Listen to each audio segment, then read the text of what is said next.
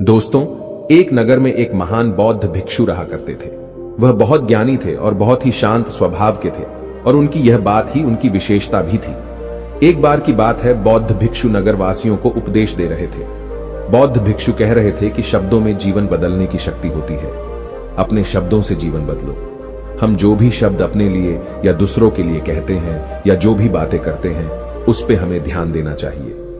इतना कहकर बौद्ध भिक्षु ने अपना उपदेश समाप्त किया और वहां से चले गए। एक दिन वह बौद्ध भिक्षु एक मार्ग से होकर गुजर रहे थे। उसी मार्ग से एक युवक होकर गुजर रहा था। उस युवक ने जब उन बौद्ध भिक्षु को देखा तो वह जोर जोर से हंसने लगा और कहने लगा, अरे साधु महाराज, आप तो ढोंगी है। आपके उपदेशों में यह कहने से कि शब्दों में बड़ी ताकत है, आपकी बात सत्य नहीं हो जाएगी। ये सब सिर्फ बातें हैं। भला ऐसे कैसे हो सकता है कि शब्दों से हमारा जीवन बदल सकता है। उस युवक की सारी बातें उन भिक्षुओं ने ध्यानपूर्वक सुनी और उसके बाद वह मुस्कुराते हुए उस युवक से कहते हैं, बेटा, नाद से ही तो यह दुनिया प्रकट हुई है और अच्छे शब्दों के पीछे भी नाद ही होता है जो पूरा जीवन बदल देता है। वह बौद्ध भिक्षु उस युवक से कहते हैं, देखो, मैं तुम्हें अपने अनुभव से बता रहा हूं, लेकिन फिर भी तुम्हें यकीन न हो तो तुम इसे खुद आजमा कर देख सकते हो। उन बौद्ध भिक्षु की यह बात सुनकर युवक थोड़ा सा गंभीर हो गया। उसने काफी देर सोच विचार किया और उसके बाद उन बौद्ध भिक्षु से कहता है, हे गुरुवर, अगर ऐसी बात है तो आप मेरे साथ चलिए। मेरा छोटा भाई है जिसकी उम्र करीब 25 वर्ष है और उसे न जाने क्या हुआ है। वह करीब 3 वर्षों से कुछ भी नहीं करता, बस लेटा रहता है। दिन भर वो कुछ न कुछ सोचता रहता है। उसकी यह हालत देखकर हम सब बहुत परेशान हैं। माता पिता भी बहुत चिंतित रहते हैं। हम सब ने कई तरीके अपनाए, कई योजनाएं अपनाई, लेकिन कुछ भी काम नहीं आया। हमने कई बार उससे बात करने तक की कोशिश की, लेकिन वह हमसे कुछ भी नहीं कहता। परिवार का हर एक सदस्य पूरी तरह से थक चुका है, हार चुका है। आखिर वह क्या करना चाहता है, किसी को कुछ नहीं पता। तो हमारे शब्दों से उसका जीवन क्यों नहीं बदला? और जैसा कि आप कह रहे हैं कि शब्द सचमुच जीवन बदल सकते हैं, तो क्या आप मेरी मदद करेंगे? इस पर बौद्ध भिक्षु मुस्कुराते हुए उस युवक के साथ चल पड़ते हैं। वह युवक उन बौद्ध भिक्षु को एक खेत में ले जाता है और अपने भाई की तरफ इशारा करके कहता है, हे गुरुवर, यही मेरा भाई है जो पूरे गांव में आलस और मक्कारी के लिए मशहूर है। आप कहते हैं कि शब्दों में वह शक्ति है जो हमारा जीवन बदल सकती है। तो क्या आपके शब्द इसका जीवन बदल सकते हैं? अगर यह सत्य है तो आप इसका जीवन बदल कर दिखाएं।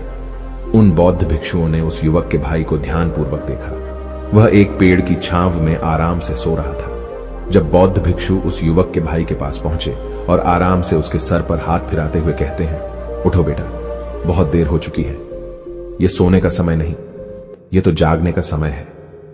उन बौद्ध भिक्षुओं की आवाज सुनकर वह लड़का थोड़ा सा अचरज में पड़ गया। आखिर कौन है जो मुझे इतने प्यार से जगा रहा है? वरना सभी गांव वाले तो मुझे आलसी और मक्कार ही कहते हैं। आखिर कौन है जो मुझे इतना अपनापन दिखा रहा है? उसने आंखें खोली और आंखें मलते हुए उसने पूछा, हे गुरुवर, आप कौन हैं और यहां क्यों आए हैं? इस पर बौद्ध भिक्षु उस युवक से कहते हैं, बेटा, यह प्रश्न तो मैं तुमसे करना चाहता हूं। तुम कौन हो, यही तो तुम्हें जानने की आवश्यकता है। उन बौद्ध भिक्षुओं की बात सुनकर वह लड़का जोर से हंस पड़ता है और कहता है, हे गुरुवर, यदि आपको मेरे बारे में जानना है तो जाइए और गांव के किसी भी सदस्य से पूछ लीजिए। आपको पता चल जाएगा कि मैं कौन हूं। आपसे हर कोई यही कहेगा कि वह तो आलसी है, मक्कार है, तरह तरह के ताने सुनाएंगे, तरह तरह की बातें कहेंगे। इससे आपको यह जरूर यकीन हो जाएगा और आपको यह पता भी चल जाएगा कि मैं कौन हूं। तभी बौद्ध भिक्षु मुस्कुराते हुए उस लड़के से कहते हैं, सबसे पहले मेरी यह बात सुन लो। मेहनती इंसान के खुद के शब्द उसे अंदर तक चोट पहुंचाते हैं। इसलिए कभी भी अपने आप को कोसो मत। अपने शब्दों को सुधारो। और मेरी यह दूसरी बात भी सुन लो। मैंने उन गांव वालों से नहीं पूछा कि तुम कौन हो। मैं तुमसे पूछ रहा हूं कि तुम कौन हो, लेकिन तुमने तो अपनी आदतें मुझे बताई। आलस तुम्हारी पहचान नहीं, तुम्हारी आदत हो सकती है, और इंसान नहीं, उनकी आदतें खराब होती हैं। इसलिए बेटा, तुम आलसी और मक्कार नहीं हो, यह तो तुम्हारी आदत है। बस इतनी सी बात है जो गांव वाले नहीं समझ सकते। ये सारी बातें सुनकर वो लड़का थोड़ा सा आश्चर्यचकित रह गया, क्योंकि गांव वाले हमेशा उसे मक्कार, आलसी और तरह तरह के ताने ही सुनाया करते थे। उन बौद्ध भिक्षुओं की यह बात सुनकर उस लड़के की आंखों में आंसू आ गए। वह तुरंत ही दोनों हाथ जोड़कर उन बौद्ध भिक्षु के चरणों में गिर पड़ा और उनसे कहने लगा, आप सत्य कहते हैं, यह मेरी आदत ही है और मैं इस आदत से बहुत परेशान हूं। मैंने बहुत कोशिशें भी की, लाख उपाय किए, लेकिन मैं अपनी इस आदत से छुटकारा ना पा सका। इन आदतों से बाहर आना बहुत कठिन है। मैंने कई बार आलस छोड़ने का प्रयास तक किया, पूरी कोशिश भी की, लेकिन कोई लाभ नहीं हुआ। मैं जब भी कोई कार्य करने की कोशिश करता हूं तो पता नहीं क्यों मेरा मन कहीं और भागने लगता है। मेरा दिमाग किसी और दिशा में काम करने लगता है और मैं उस काम पर ध्यान ही नहीं दे पाता। मैं क्या करूं, कैसे करूं, मुझे कुछ भी समझ नहीं आता। जब भी मैं किताबें पढ़ने की कोशिश करता हूं तो मुझे नींद आने लगती है। मन में एक अजीब सा दर्द महसूस होता है। ऐसा लगता है कि मेरा जीवन यूं ही व्यर्थ जा रहा है और जब मैं इस दर्द को बर्दाश्त नहीं कर पाता तो मैं सो जाता हूं ताकि जब मैं उठूं तो मुझे दर्द न महसूस हो। और अब तो मुझे यह भी यकीन हो चुका है कि मैं इन आदतों से नहीं निकल सकता। ये आदतें मुझे नहीं छोड़ने वाली। इस पर बौद्ध भिक्षु उस लड़के से कहते हैं, बेटा, यदि तुम इस आलस की आदत को छोड़ना चाहते हो तो मैं तुम्हें एक सही उपाय बता सकता हूं, लेकिन उसके लिए तुम्हें कल सुबह मुझे मिलना होगा, तभी वह तरीका मैं तुम्हें बताऊंगा। यदि तुम उस तरीके को सीखना चाहते हो तो कल सुबह मेरे पास चले आना। इतना कहकर बौद्ध भिक्षु वहां से चले गए, लेकिन उन बौद्ध भिक्षु की सारी बातें उस लड़के के कानों में गूंज रही थी। वह यह समझ नहीं पा रहा था कि आखिर वह बौद्ध भिक्षु उसे कौन सा मार्ग दिखाने वाले हैं। वह ऐसा कौन सा उपाय बता देंगे जिससे उसके जीवन से आलस्य हमेशा हमेशा के लिए खत्म हो जाएगा। देखते ही देखते रात हो गई। रात भर वह अपने बिस्तर पर करवट लेता रहा और उन बौद्ध भिक्षु की बातों के बारे में सोचता रहा। इसी प्रकार देखते ही देखते सुबह हो गई और वह लड़का उन बौद्ध भिक्षुओं के पास जा पहुंचा। वह लड़का उन बौद्ध भिक्षु को प्रणाम करता है और कहता है, गुरुवर, जैसा कि आपने कहा था, लीजिए मैं आ गया। अब मुझे वह मार्ग बता दीजिए जिसे मैं अपने जीवन से इस आलस्य को निकाल सकता हूं। तभी बौद्ध भिक्षु उस लड़के से कहते हैं, बेटा, जब भी तुम्हारा मन दुविधा में हो, तुम निर्णय न ले पा रहे हो और तुम्हारे मन में तरह तरह के प्रश्न उठ रहे हो कि मैं क्या करूं, कैसे करूं, इस कार्य को पूर्ण कैसे करूं, यह सब कैसे होगा, तब तुम वास्तविकता में अपने अतीत से सोच रहे हो कि पिछली बार तुम्हारे ऐसा करने पर क्या हुआ, या अतीत में तुमसे लोगों ने क्या कहा था। तो आज से कभी भी अपने अतीत से नहीं बल्कि भविष्य से सोचो। इस पर लड़का कहता है, भविष्य से, वह भला कैसे? तभी बौद्ध भिक्षु उस लड़के से कहते हैं, मान लो कि तुम्हें आज किसी भी चीज की कमी नहीं है। तुम्हारे पास वो हर चीज है जो तुम चाहते हो, वह सारी सुख सुविधाएं हैं। तो अब बताओ, तुम अपना जीवन कैसे व्यतीत करना चाहोगी? उन बौद्ध भिक्षु की यह बात सुनकर वह लड़का कुछ देर के लिए सोच में पड़ गया, क्योंकि आज तक उसने सभी गांव वालों के केवल ताने ही सुने थे। किसी ने भी आज तक उसके जीवन के बारे में उससे ऐसी बात नहीं की थी और वह गुरुवर उसे आने वाले भविष्य के बारे में उससे बातें कर रहे थे। उन बौद्ध भिक्षु की यह बात सुनकर वह लड़का खुद से प्रश्न करने लग गया कि अगर मेरे पास सब कुछ होगा, धन की कोई कमी नहीं होगी और सारी सुख सुविधाएं होंगी, तो मैं अपना जीवन कैसे व्यतीत करूंगा? कुछ देर सोच विचार करने के बाद वह उन बौद्ध भिक्षु से कहता है, गुरुवर, मैं यह दुनिया घूमना चाहूंगा, पहाड़ों पर चढ़ना चाहूंगा, समुद्र की रेत पर चलना चाहूंगा और मैं एक बहुत बड़ा व्यापारी बनना चाहूंगा। तभी अचानक उस लड़के का ध्यान टूट गया और वह उन बौद्ध भिक्षु से कहता है, परंतु हे गुरुवर, यह सब कैसे संभव होगा? केवल मेरी मात्र सोच लेने से तो यह सब पूरा नहीं होने वाला। उसके ऐसा कहते ही उसके अतीत में बीती हुई सारी घटनाएं उसकी आंखों के सामने से गुजरने लगी और वह एक बार फिर से निराश होने लगा। और अब वह यह सोचने लगा कि मेरे पास तो पैसे ही नहीं है, तो मैं भला व्यापार कैसे कर सकता हूं? न ही मेरे पास व्यापार का कोई अनुभव है। ऐसी स्थिति में मैं भला यहां से कैसे निकल सकता हूं? उस लड़के के इस प्रश्न का जवाब देते हुए वह बौद्ध भिक्षु उस लड़के से कहते हैं, भंते, हर रात में सोने से पहले तुम हर दिन अपना लक्ष्य एक कागज पर लिखो और सुबह उठकर सबसे पहले उस लक्ष्य को देखो और सोचो कि उस लक्ष्य को पाने के लिए तुम आज क्या कर सकते हो, और जो भी तुमने उस कागज पर लिखा होगा उस कार्य को उसी दिन पूरा करने की हर मुमकिन कोशिश करो। इस पर वह लड़का कहता है, ठीक है, आप सच कह रहे हैं, लेकिन जब मैं बहुत सोचने लगता हूं तो मेरा मन बेचैन होने लगता है और मन में तरह तरह के विचार उठने लगते हैं और इन विचारों को शांत करने के लिए मैं सो जाता हूं ताकि वह विचार मुझे परेशान न कर पाए। उस लड़के की इस समस्या का समाधान करते हुए वह बौद्ध भिक्षु उस लड़के से कहते हैं, बेटा, अंतर्मन की चाल को पकड़ो और शब्दों की मदद से नया भविष्य बनाओ। तभी लड़का कहता है, हे गुरुवर, आप क्या कहना चाहते हैं? मैं आपकी बात समझ नहीं पा रहा। इस पर बौद्ध भिक्षु मुस्कुराते हुए कहते हैं, बेटा, कैसे होगा? यह जो सवाल है, यह सवाल नहीं बल्कि एक डर है जो तुम्हारे अंतर्मन में बैठा हुआ है, जो तुम्हें अगला कदम लेने से रोक रहा है, तुम्हें कदम आगे बढ़ाने से रोक रहा है। यदि तुम वास्तविकता देखो तो किसी को भी नहीं पता होता कि वह कार्य कैसे होगा, लेकिन एक इंसान जब दृढ़ निश्चय कर लेता है तो वह अपने उद्देश्य को सामने रखकर लगातार प्रयास करता रहता है और वह अपनी सफलता प्राप्त कर ही लेता है। तभी वो लड़का उन बौद्ध भिक्षु से कहता है कि हे गुरुवर, अगर ऐसी बात है तो मन में बार बार चिंता क्यों होती है? मन बार बार बेचैन क्यों हो उठता है? इस पर बौद्ध भिक्षु कहते हैं, बेटा, क्योंकि तुम्हें डर है कि तुम कमजोर हो। तुम्हारे अंतर्मन में बैठा है कि तुम में कुछ कमी है, तुम किसी काम के नहीं हो, और यही कारण है कि तुम कोशिश करने से डरते हो, क्योंकि तुम्हारा अंतर्मन हमेशा तुम्हें रोकता रहता है। जब भी तो कोई कार्य शुरू करना चाहते हो, तुम्हारा मन तुमसे पहले कह देता है, इससे आगे मत बढ़ना, अन्यथा तुम हार जाओगे, और इसी कारण तुम्हें चिंता होने लगती है, तुम्हारा मन बेचैन होने लगता है। तभी वो लड़का कहता है, गुरुदेव, आपने जो कुछ भी कहा वो बिल्कुल सत्य है, लेकिन अब आप ही मुझे बताइए कि मैं इस परेशानी से बाहर कैसे निकलूं? इसका जवाब देते हुए वो बौद्ध भिक्षु उस लड़के से कहते हैं, बेटा, इस समस्या का समाधान बहुत ही आसान और सरल है। तुमने देखा होगा कि अक्सर ही हम अपने आप को दोष देते रहते हैं, अपने आप को तरह तरह के अपशब्द कहते रहते हैं जो हमारे अंतर्मन में जाकर बैठ जाते हैं और वही हमें आगे बढ़ने से रोकते हैं।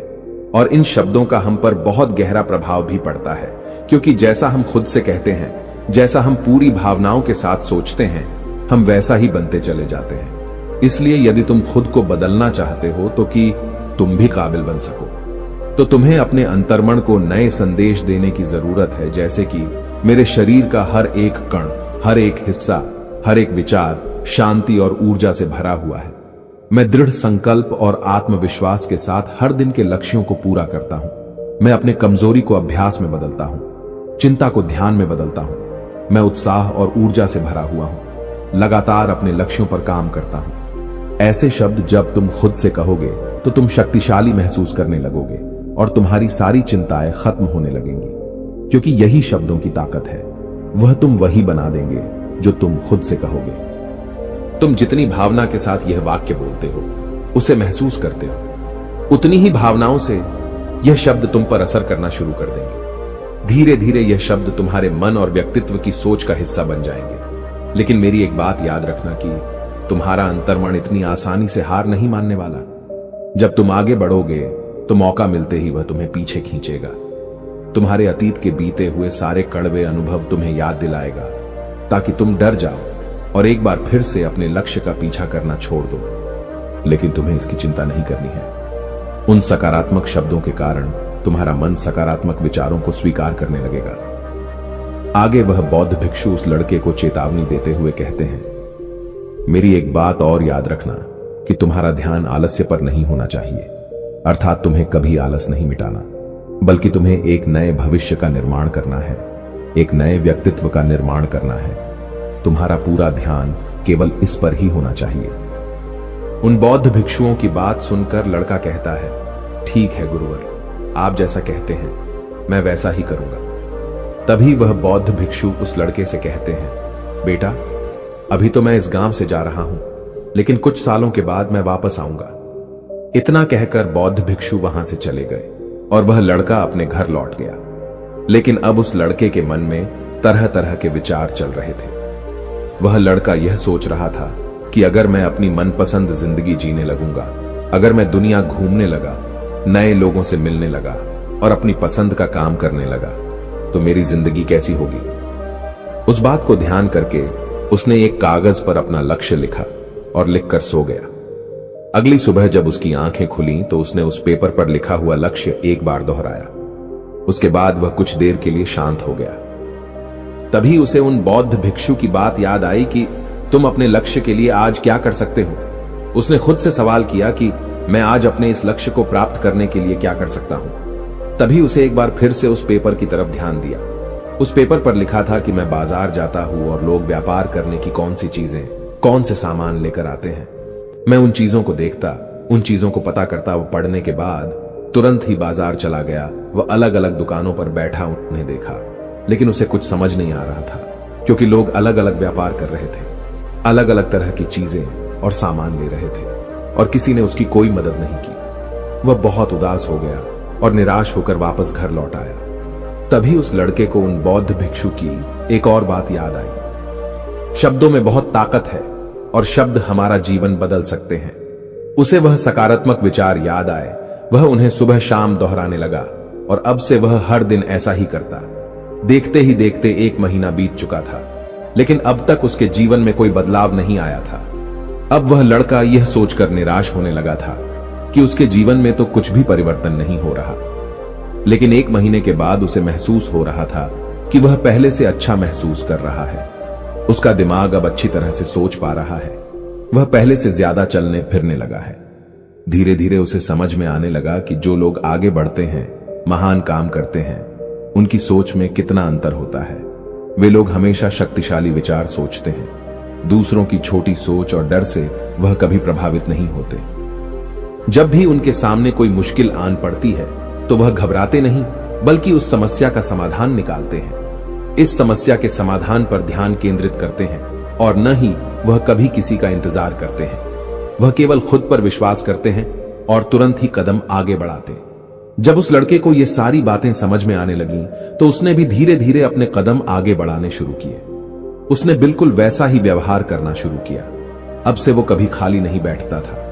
जब भी उसका मन करता, वो बाजार जाता और लोगों के बारे में जानता समझता कि वो किस प्रकार व्यापार कर रहे, कौन से चीजें खरीद रहे हैं और किन चीजों पर उन्हें लाभ हो रहा है। और जब उसका मन करता तो अपने पिता की मदद भी करता था। वो अपने पिता के साथ मंडी में जाता, वहां पर जाकर मोल भाव करता।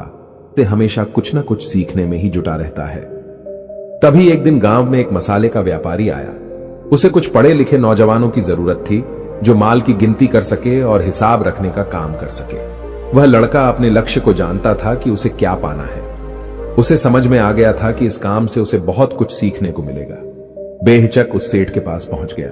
वह जानता था कि उसे उस काम के बहुत कम पैसे मिलेंगे, लेकिन फिर भी वह उस काम को करने के लिए तैयार था। अब उस लड़के की सोच पूरी तरह से बदल चुकी थी। अब वह बाकी लोगों की तरह नहीं सोचता था। बहुत ईमानदार और समझदारी से काम करता था। देखते ही देखते करीब 3 महीने बीत गए और अब व्यापारी यह समझ चुका था कि नौजवान बहुत ही समझदार है और वह उसे व्यापार में बहुत मदद करता है। इसलिए उस मसाले के व्यापारी ने उस लड़के को अपना सहायक बना लिया। उस व्यापारी ने देखा कि इस लड़के की दिनचर्या सबसे अलग है। यह हर दिन पढ़ता है, लिखता है, सुबह उठकर ध्यान करता है, नई चीजें सीखता है। परेशानी आई तो भी विचलित नहीं होता। यह सबसे सम्मान से बात करता है, सबका आदर करता है। देखते ही देखते 1 साल बीत चुके थे और अब तो व्यापारी उस नौजवान से बहुत खुश था। उसने धीरे धीरे उस नौजवान को व्यापार के सारे गुण सिखा दिए और देखते ही देखते वह लड़का अब एक छोटा सा व्यापारी बन चुका था। और जब उस लड़के के अंदर व्यापार की समझ आ गई तो उसने जड़ी बूटियों का व्यापार शुरू कर दिया और देखते ही देखते केवल कुछ ही वर्षों में उस नगर का सबसे बड़ा व्यापारी बन गया। लोग उसे सबसे बड़े व्यापारी के नाम से जानने लगे। उसकी नाम दूर दूर तक फैलने लगा। करीब 5 वर्षों बाद जब वह वापस अपने घर लौटा तो लोग बहुत हैरान थे।